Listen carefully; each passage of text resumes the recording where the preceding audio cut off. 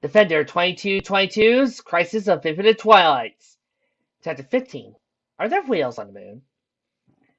Spike and Scootaloo stared at the Capricorn version of Twilight, each swallowing nervously as she approached them. Her fantail, sharp enough to cut through sinew and bone, swayed back and forth, and her strange, draconese eyes were narrowed as she slowly made her way forward. Her lips ever so slowly slid back, revealing her sharp teeth, a sign to rip out hunks of fat and muscle from her prey. Spike had always known that Twilight was powerful, and there were times when the baby dragon was afraid of his friend. But that fear had always been of the elemental and mystical powers Twilight held, her magics and control over them. This, however, was different. This was physical, vicious power, raw and primal. Hey Twilight, Spike said, what big teeth you have? Twilight paused, eyes narrowed.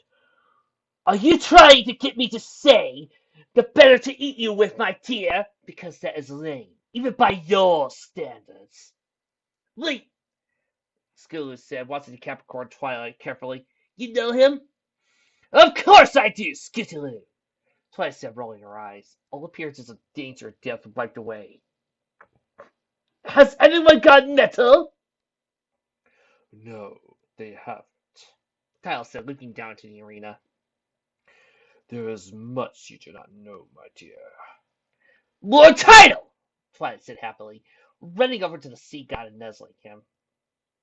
Kyle raised an eyebrow, but did not betray his confusion at the familiar way that Twilight was treating him. What is going on? Why is everyone acting like they don't know me? Going on, the old Sea King looked down at Twilight and smiled. You tell me, my faithful student. Look at the battlefield. Tell me what is wrong. The Capricorn female looked about the arena, and began to rattle off the odd things she's noticed. Have you noticed that these adventures have stopped being funny? Spike asked. Huh? Funny? Scootaloo said. Yeah, in the beginning it was all cute Twilight stuff and discourse messing whistle with baby. Now it's kind of serious and educational. Scootaloo frowned. Are you honestly complaining about things making sense? A bit, Spike said. I am too, Twilight declared, trying up to them. See? Even Twilight agrees. Spike did a double take. Wait. Twilight! Scootaloo groaned. What are you doing here? Kitty Market and National Showers! The village puts her hope in the air. You finally thought on me, Scootaloo. We haven't gotten our kitty marks because we've been trying to get them in Equestria. We need to go to other countries to go. We are so going to get cool for our cutie marks. Scootaloo rubbed her temples, the beginning of a headache already blossoming. Your dad is going to kill me. No, he won't, Fly said with a devious grin. I came up with a way to trick him. He'll never know I'm gone. Does Twilight seem to be acting odd? Agent Cullison asked Twicora as the two of them passed a little table, nightly in velvet set up for the filling. There were crayons and pieces of paper scattered on it. The zebra-striped mare looked over at Twilight. It was suspiciously like a bag of flour with a Twilight sparkle wig attached to it. Someone, her village aides, had drawn a crude face on a bag of crayons. One eye was bigger than the other, and the mouth had a weird grin going on. A roll of toilet paper had been taped to the bag, right where Twilight's horn would be. Propped up against it, totally not a bag of flour, was a sign that read, Vow of Cutie Mark Silence. Yay! It was even clearer to the fillies and colts that Twilight thinks we are all adults. Hey, Twilight, Katie said happily, waving to the not bag of flour. Looking good. The princess hung to herself as she skipped away. Maybe she has a point.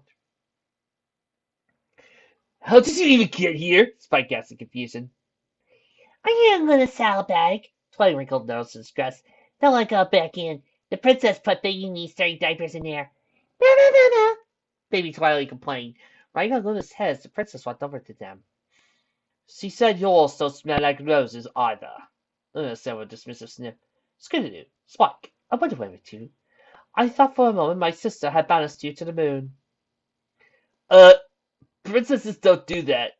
She only did it to you, Spike pointed out. Right. And when I am free, when I am free, Nightmare Moon ranted, circling to see Crater she had been marching around for the last 15 days. Time moved slowly around the moon. First, I will kidnap my sister. Then I will create some easily escapable traps that 6 males with attitude could conquer. Then I'll not wipe them off the face of Ecclesia. Oh, no, no, no, no. Using my insane godly magic against them would be too easy. Instead, I will taunt them and give them a chance to regroup. Maybe not guard around, but not enough to hurt them. Oh, and I will definitely not go to Catalan and claim the throne. But then wait. Wait until I set up some traps that will teach innocent ponies lessons about friendships. I am so evil. Ah! Oh, crap. Nightmare Moon took a step to her left as a stallion in a red-collared shirt and matching hat slammed down to the moon's surface.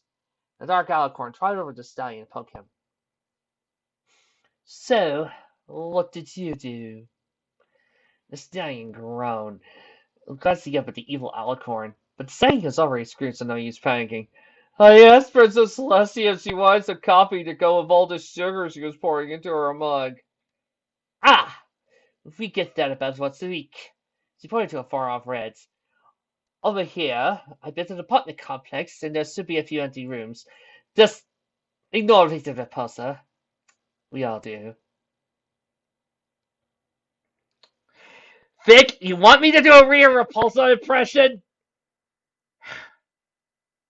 I know the story. Screw you, Nightmare! The evil fell on the screen. You're just jealous of my big hat! The witch turned towards Earth and scowled. Just like Zordon, the Charleston Savior wannabe! Rhea stuck out her tongue and flipped off the earth. I wouldn't want to be married to that, Nightmare said. I mean, again. She chuckled. That was a wild weekend. Nightmare shrugged. Oh, almost forgot. The Welcome to the Moon song. It's a tradition. Boys! A bunch of stallions, dressed as sailors, popped up a grin. Ahem. B flat. You're laying flat on your back, aren't you? Yep. Everybody! We're whalers on the moon! We carry a harpoon! But there ain't no whales, so we take tall tales and sing our whaling tune. Spike stared at Princess Luna. Sometimes I understand why Twilight likes banging her head on tables. Baby gurgled. So, what are we doing? Twilight looked at around the arena. Got your bells? Keep my sparkus! No, we are not doing that. Tal said, trying over with Twilight beside him. Seafoam Tremor. I introduced you to everyone, but I honestly find it easier not to become attached to things I might need to use as living shields. He turned to the group, of which only Twilight was happy to be called a living shield. Living shield's cutie mark, yay.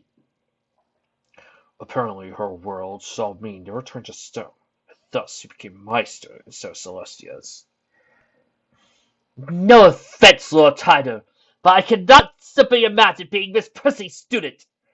Miss Prissy! I have to remember that one. I see we picked up another one. Tyler said, looking down at Twilight. I suppose there would be no use trying to send you back. Uh-huh. Fine, the sea guy grunted, but only because you are cute, and I know your power of cuteness will prevent me from saying no to you. Yes! Twilight said in green, pumping her hope in the air. She bounced over the sea foam and spread to her. Okay, you are so much cooler than Zebra and me. Da, da, da. Baby Twilight complained. Clearly, she knew she was the coolest. School friend, are you sure this is wise, Lord Child? No, but I figure it's safer to have the Twilights with us than letting them roam free. Glanced at the infant Billy and Capricorn versus the purple alicorn. I just hope we can continue to manage. Sir! One of the guards rushed out, running to the arena. We need you! We have found the weirdest cats! And by weird you mean? Tile began. 10 minutes later, School watched as a great purple whale with Twilight's mane broke the surface and released a spout of water. A few meters from Twilight Oracle, a twifin leapt out of the air, letting out a kickling laugh before diving into the waves. A crab-light scurried past them, clicking her purple claws to see past, saying hello to the twipuss that was swimming a few meters from shore. Well, Seafoam said, tilting her head as he watched the sea team of Twilights. More title. Don't look at me. I'm as freaked out as you are.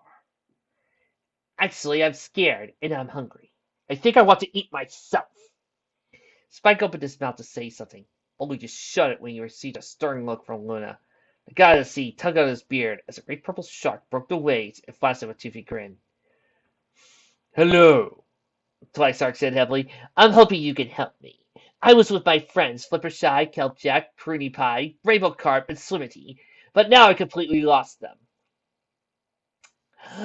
You know, I've been spending the past few Twilights thinking of different iterations of Fall and how would Fall of Starfleet react to each one of these different worlds. I'm not doing it with this one! The Twilight Shark grew nervous. I hope they are okay. We're supposed to meet with Princess Celestia to learn threat to Oceana. I see what Discord can do at full power. And still, this is more screwed up than anything I've encountered, Spike exclaimed. Still want things to stop being boring? Skulu asked. I take it back! Take it back! You know, you look like a Remora I know. Twilight Shark said, looking at Spike. I take it back! I take it back! I didn't want to do that. A pale Thuracil said dully, watching as the rough-looking stallion that had tried to attack her fell to the alley floor, causing wiggling and a gaping wound on his neck. Though the two puncture wound marks were deep and no blood gushed from them, or no blood had left in his veins to leak out, the bat pointed seeing to that. I have long been working to not attack ponies for so long, but without my beloved Sweetie Bella to keep me on the path of goodness, I cannot stop these urges. Jessica let out a dramatic sigh. Though it did sound that dramatic, since her voice was utterly wooden, and her manner was as drier than 12-year-old paint. So, this is Robert Pattinson before he started wowing us as Batman. Hey, I've seen that trailer! That was an awesome scene!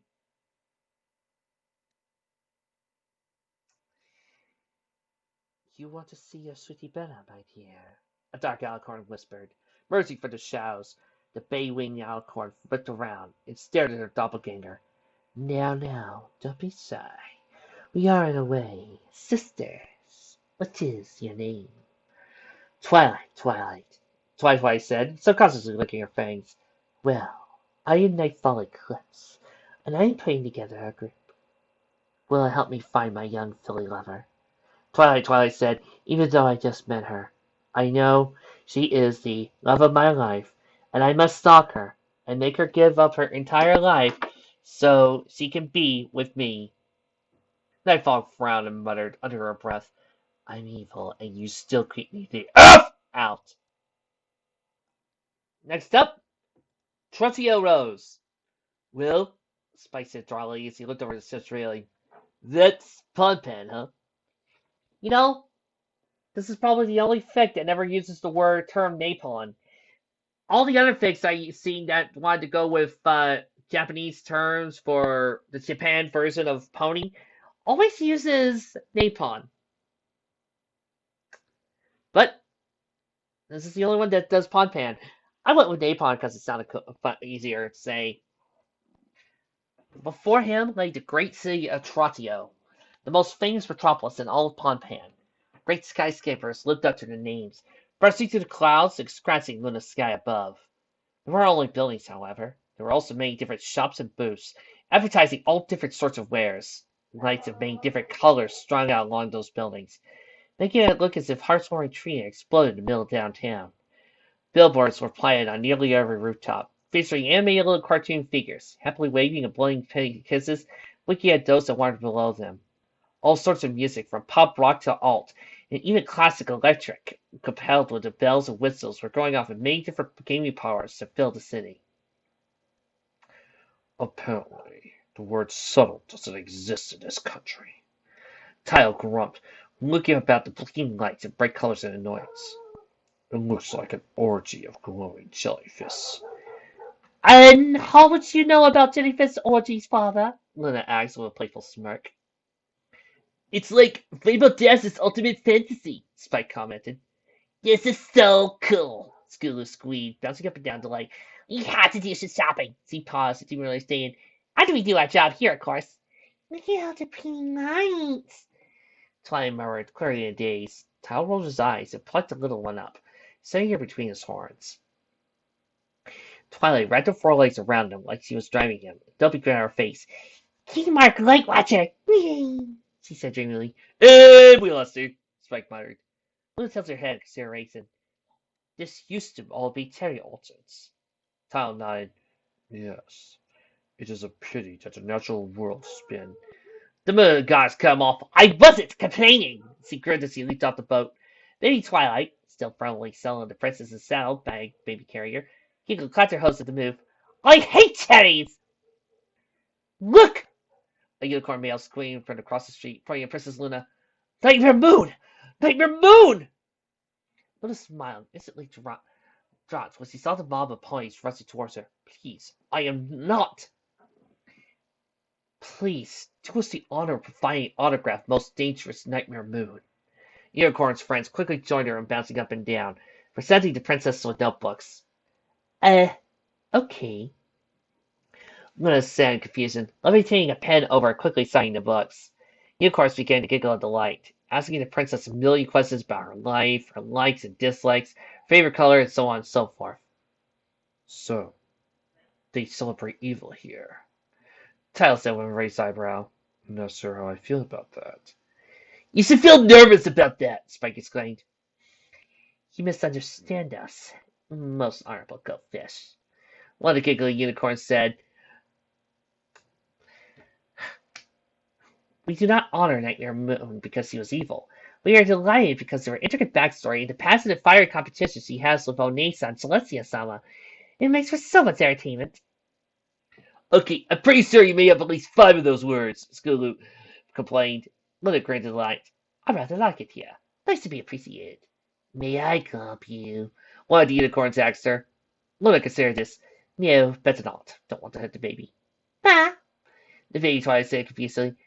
Roughly translated, she had said, What you talking about, Bubble? Not understanding how her mother could think she could be hurt by anything, let alone a bunch of ponies. Ah, the unicorn said sadly, tears gathering in their eyes. You could call them dead, Luna said, gesturing towards Tile, Skulu, and Spike. Wait, what now? Spike managed to get out before he was tackled by an overly affectionate unicorn. Wait, what now? Spike managed to get out before he was tackled by an overly affectionate unicorn. Skulu let out a scream as he was hit, while Tyler bellowed as he was engulfed by 5 of the mares. Twilight, for her part, somehow managed to stay on Tyler's head, even as he followed the attack.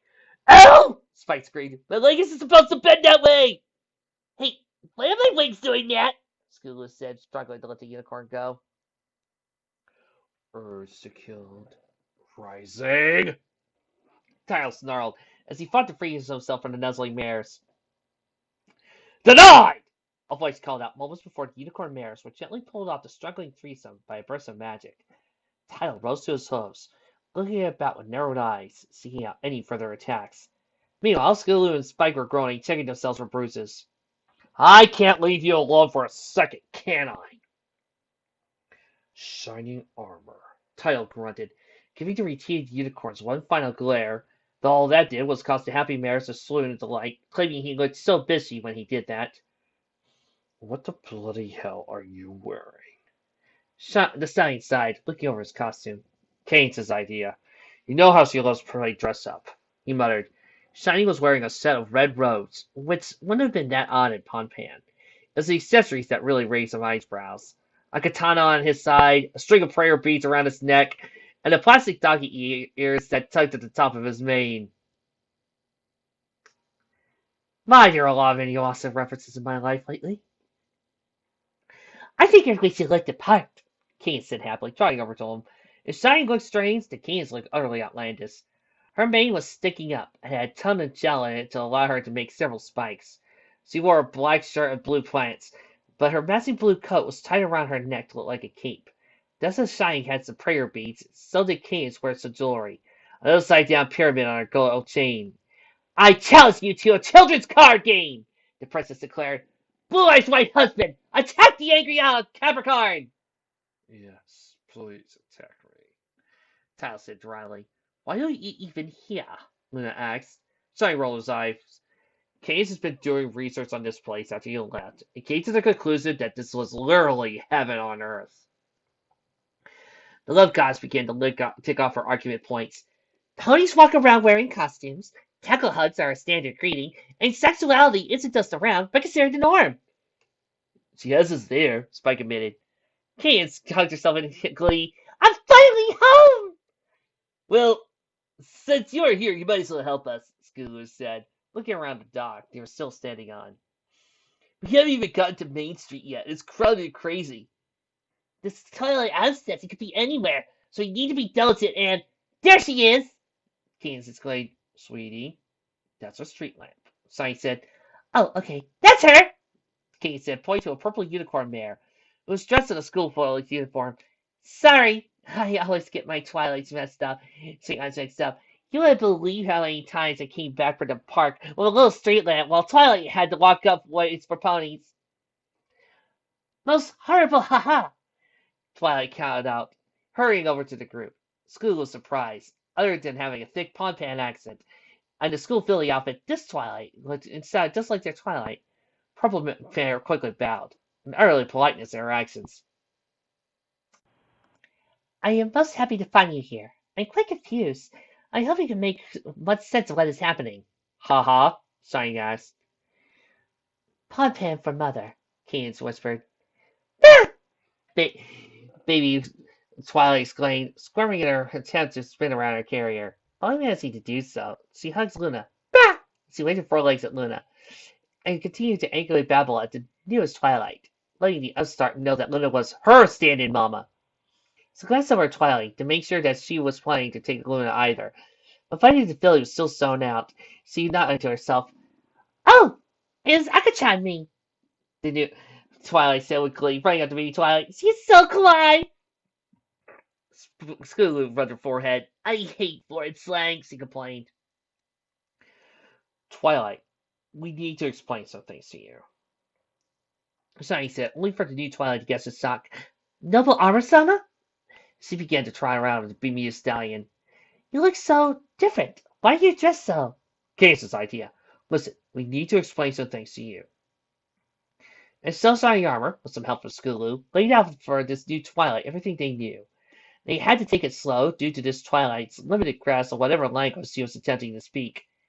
It sounded like Equestria mixed with Ponpan, mixed into it with just a dash of Tringham and ancient Carolinian for flavor. Spike was also disappointed to find his pamphlet did little help, with it being printed in the wrong language. Finally, the new Twilight seemed to understand what was going on. How strange, she said, tapping her chin. For a moment I had considered I had fallen down a magical well and ended up in a strange new world, but your explanation makes much sense. Magic well? Scootaloo asked. Tal shrugged. They're more common than you think. Makes it a bugger to dispose of a body when there's a chance it could be reanimated by the magic well. The word God pressed his lips. On the other hand, it is quite fun to kill somebody twice. Too much information, Lord Title, Shining said. So, new Twilight, King said happily. Tell us about yourself. What's your backstory? Who's your love interest? And what sort of overpowered demon monster are you and your band of merry misfits trying to destroy? Band of merry misfits? School asked. The Love Princess nodded. There's always a band of merry misfits. The new Twilight bowed, her eyes shutting as she began her tale. Strangely enough, the moment she began to speak, she was surrounded by darkness, with a lone spotlight shining down on her. I am known as Sparkle-san. Was born on the great palace of the rising sun, where I was under the protection of the most honorable Day Empress Celestia-sama, though I saw myself only as a mere student under her. The other hoof maidens and other dignitaries in the palace looked down upon me with scorn. One day their torment hurt so much I fled in tears to the great mother tree, under which I wept many bitter tears. Oh, you know this is leading up to something good, Kane said in thought. Luna rolled her eyes. Give me bot studying any day. She pulled out a photo of Bruce May from her saddlebag and nuzzled in. Oh, Fetu, if we lived in Winnipeg, I'd make you my bride. Sparkle's son suddenly contorted, her face going pure white, little fangs appearing in her mouth, and for some odd reason, by becoming cartoonish. She waved her forelegs about as she hollered, Are you trying to tell my story, you baka? What's a baka? School asked. I think it's the guy at Trout, Spike said. That's racist! Dio complained. Sparkle's son took a breath and returned to normal. Forgive me. When I returned to the palace after my long cry, I found it in ruin. Her most wicked nightmare moon had attacked and bounced all within to the palace of the moon. The only survivor was Empress Celestia Sama's retainer, Spike-san. Cool! I'm a retainer! Spike Putto insists. What's a retainer? A fancy word for butt monkey. Tyler answered, earning a kick up a skull and scowl for Spike. Spike-san informed me it was my noble duty to protect Pon-Pon from the most dangerous threat in Nightmare Moon. I began a journey to find the elements of harmony, was to free the princess and undo the wicked Nightmare Moon's curse. Spike-san and I were joined by the most strong-Chan, Jack-chan, Dazzle of the Rainbow Tribe, Verity, the Queen of Thieves, and the most dreadful Oni twins, Pai and Shai. We bound minions of Nightmare Moon, including the great and powerful Priestess Lilamoon, Will of the Iron Fists, and Gilda the Mighty. All of whom I soon will become allies when you face a bigger threat. Kane said with glee. Sparkle-san sighed. As we found the last element, I overheard most honorable Spike-san reveal to my allies the dark truth. My mother, Nightmare Moon, was. Now she sounds like Yoda, Sign stated. What's a Yoda? A type of Salad. That's even more racist. The Fist God complained. Spike-san feared the prophecy I would sign with my ha-ha, and together we would rule Pon-Pan.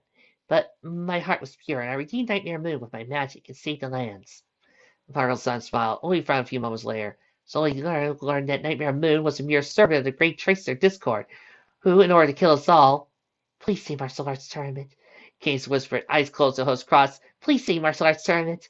Created the Discord games where the great martial artists had to compete. Yes! Keynes cheered. Well, this is all well and good, and probably take up many chapters of a book you read backwards, but we need to keep searching the city, Skulu said. I can sense at least 3 more Twilights wandering about. Little Lukun, I'll do all I can to help you and the other Sparkle Sons. The mayor bowed to Philly. But first, may I glop you? You can glop the goat fist, Skulu said.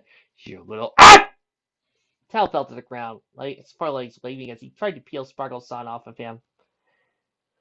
When he gets free, he'll kill us all, Sonny said nervously. I want you all to know that. Meanwhile, on the other side of the city... So, you'll be able to take out the targets? Nightfall asked, voice coming out smooth and silky like liquid chocolate. Course! The bombastic new Twilight exclaimed. Good. I had hoped to use the vampire, but well... Nightfall sighed. Never mind, it was a bad idea to contact her. Meh! Forget that sparkly lip! Her horn glowed and yanked out 2 katanas. Now you want them with bite-sized chunks? She seized her sword and grabbed a machine gun, earthine paste. That is dead as far as I'm concerned. Lee, you came to the right place then, the assassin said with a laugh. Because you want murder done right, come to the best. When they are available, you come to me. So, we're really doing a Deadpool Twilight? A voice in her head. We really sucked that low. Looks like it! Twilight Pool said with glee. Hey, do I still think of those little yellow boxes? Yep. See.